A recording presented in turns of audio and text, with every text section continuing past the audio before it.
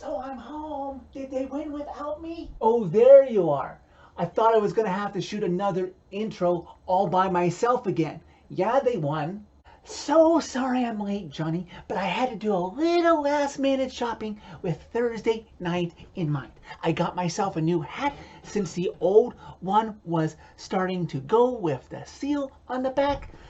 I got myself one of these in preparation for the pregame ceremony. Are you kidding me right now? Don't you worry, Johnny, you big lug. I got you one too. Well, it's been about 3 weeks since the Preds last won a game. I don't know if my muscles are ready for the elasticity that this opening move requires. Oh, what the hell? Everybody's hands go up, way up, as the Nashville Predators go into the home of one of the best home teams, one of the best teams in the league, and they defeat them, the Florida Panthers, Tuesday night by a score of 6-4. They pumped 6 goals, 3 goals in the third period against the best goal differential team in the entire NHL. Dave Rittich getting the rare start in this one as the Preds decide to give UC Saros the night off, some well-deserved rest before he'll be counted on to play Thursday night back at Bridgestone after Pekka gets his jersey retired, and Saturday inside Nissan Stadium for the Stadium Series game. Florida, one of the toughest teams to beat at home right now, one of the best 2 teams in the league right now. So the Preds are just treading water, trying to get the feet under them to try and snap their 4-game losing streak in the first part of this game, hoping that Florida's offense is not too much for them at first before they can figure out how to contain the Panthers. Panthers think they have scored about a minute and a quarter into the first period, but one of Rittich's best friends, his left post, keeps it out and it goes out the other side. About 6 minutes into the first period, the Panthers are still taking it to the Preds. They haven't scored yet, but they finally get Granlund, of all people, to take a holding call, so the Panthers' lethal offense gets a chance on the power play. Panthers out shooting the Preds at this point 7-2 in the first period, and they start the power play a little disorganized before they get their act together, and sure enough, they open the scoring.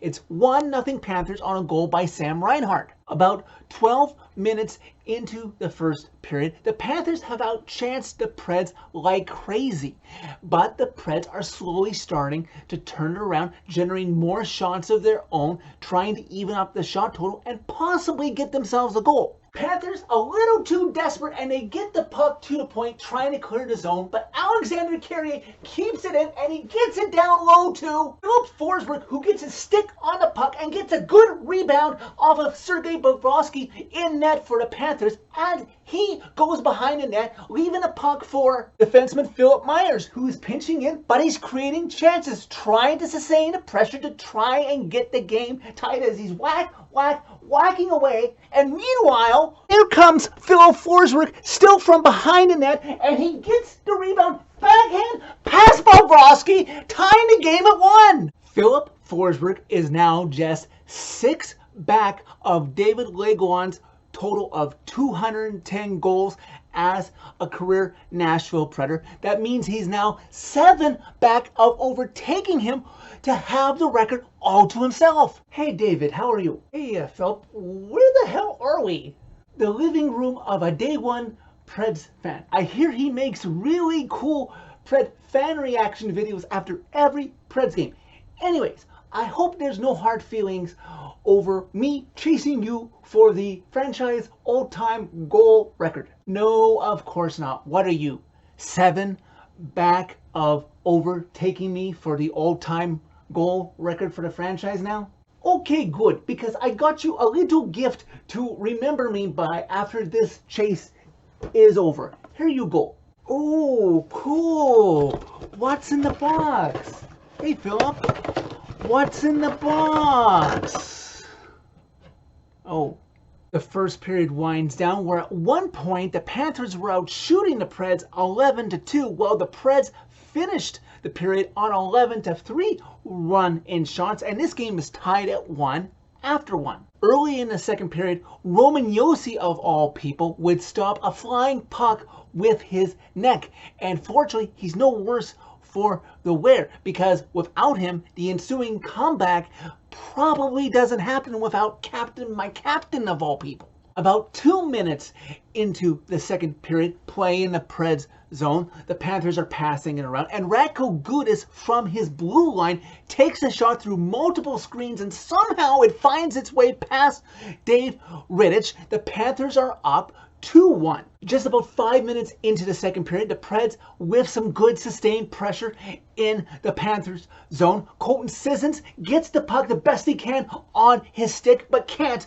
beat Bobrovsky. A little bit later after that, Tanner Jeannot with an excellent scoring chance that goes off of Bobrovsky's glove and off of the post, but he can't get it to get in the net. And then Sissons has another chance to follow that up with, but he can't tie the game at 2. Panthers continue to crank up the pressure that they had sustained in the first half of the first period. They're bringing it again in the second period. The Preds have no pushback, resulting in about the 9-minute mark of the second period. Ryan Johansson, maybe he's a little tired, but he was definitely lazy on this play. He got the puck in the neutral zone and lazily backhands it into the Panthers zone, but Aaron Ekblad, of all people, intercepts it. He goes in all alone through a little bit of deking on Preds forwards, beats Rittich. The Panthers have their first 2-goal lead of this game, now up 3-1.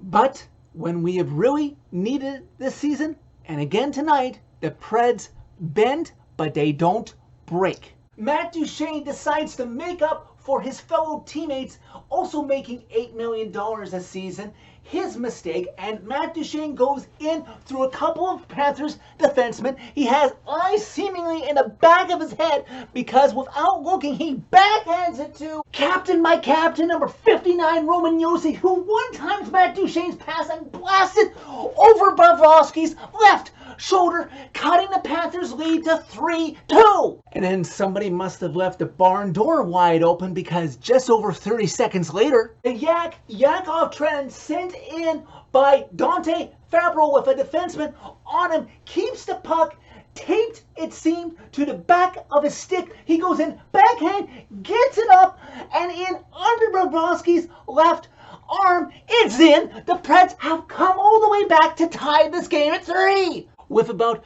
5.5 minutes left to go in the second period, the Preds are on the power play as Mackenzie Weegar took a roughing call on Mikael Granlund. Mackenzie Weegar did not have a very good game at all, but this is neither here nor there. I'm here to talk about the Preds.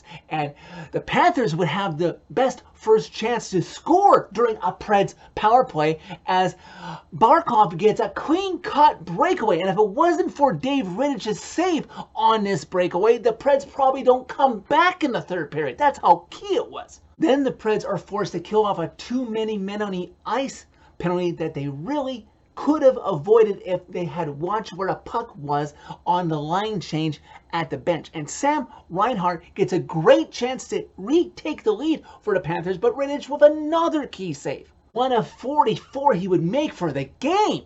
And in that second period alone, Rittich, even though he allowed 2 goals, would make 18 saves, and the game was tied. But that is definitely one of Rittich's best periods of this season, and the game is tied at 3 after 2. 30 seconds into the third period, the Panthers are coming out with the same energy that they started the first and the second periods with.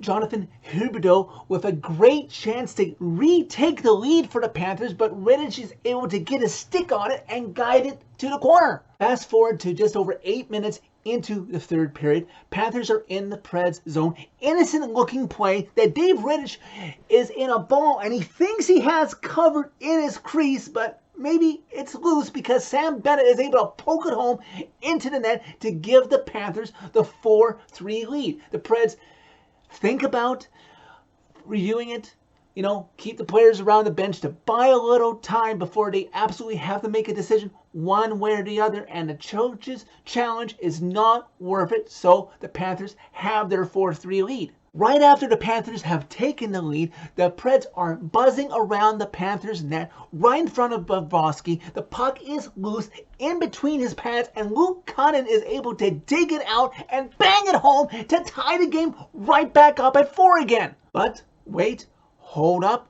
The Panthers coach Andrew Brunette, former Pred, yes, from the expansion years, that Andrew Brunette uses his coach's challenge on this, and before long the refs wave it off for goalie interference, and I'm starting to get memories again from that Panthers Preds game from the President's Trophy season when they actually should have tied it on this one, and considering the fact that Sam Bennett's goal was allowed to stand, I'm thinking, are the Preds gonna lose a controversial game in Florida again and maybe have Keith Sutherland comment on it like he did the last time a close game like this was contested on a referee's call?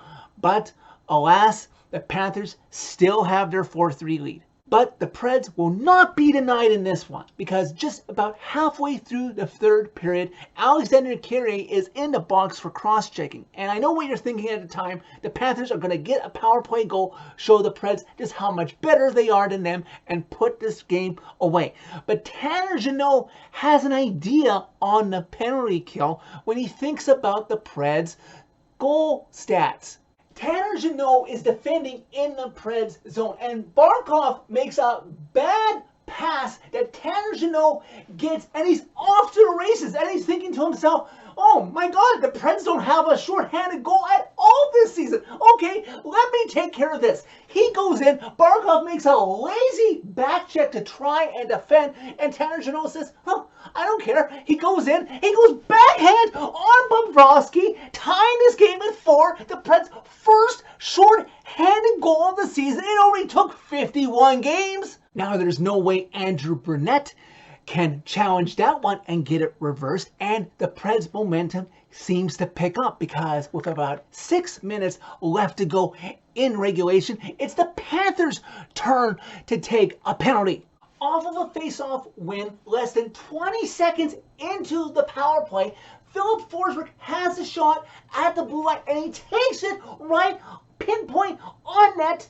Mikael Granlund finds it in his feet, guides it to his stick, and in past Bobrovsky, the Preds have their first lead of this game, now up 5-4. Just over 2.5 left to go in regulation. The Panthers pull Bobrovsky, and Willie off of Bally Sports South mistaken it for a delayed penalty, but he soon realized his mistake when the puck clearly went off of Philip Myers for the Preds defending, and a whistle wasn't blown, and then realized that Bobrovsky was pulled. But it was to no avail, because with 90 seconds left to go in regulation, a bad play by Mackenzie Weegar again, and Tanner Jeannot collects it. He sees the empty net in his eyesight, and he buries it. His second goal of the game, his 17th of the season. I would argue, because the Preds were down 5-on-6, that should count as his second shorthanded goal of the game, the Preds' second shorthanded goal of the season, and the Preds would win this one 6-4. See what happens when you don't get your hopes up? Sometimes, Preds Nation, this team can pleasantly surprise you. How many of you going into the night thought this team was going to win this game? Put your hand up. Put your hand down, because you're all a bunch of liars. Still some things to work on, but this team did not give up until the final whistle, especially when any team could have felt like quitting after Cunning's goal was being waved off. Rittich gave this fan base a little bit of confidence that he can be counted upon when he's going to be dressed instead of Saros, because Saros can't play every game that's upcoming for the Preds in March and in April. Preds special teams showed up tonight, scoring a power play goal in the clutch late in the third period when they needed it, and only allowing the Panthers to score one power play goal themselves early on in the game and then shutting it down. They won more face-offs than the Panthers did tonight, and they out-hit them. A lot better physical game than this team has been playing during this losing streak. Now, let's see, can the Preds carry this momentum into Thursday when they don't want to disappoint Dad, and then on Saturday when they take it outside to Nissan Stadium? So that's it for this video. Thank you very much for watching. As always, click like if you liked this video. Click subscribe if you really liked it. You can find my social media by clicking on the channel name. Tell all your friends about Predemption. Brace yourself, Preds Nation. Number 35 will be hanging in the rafters above Bridgestone Arena ice forever in 2 more sleeps.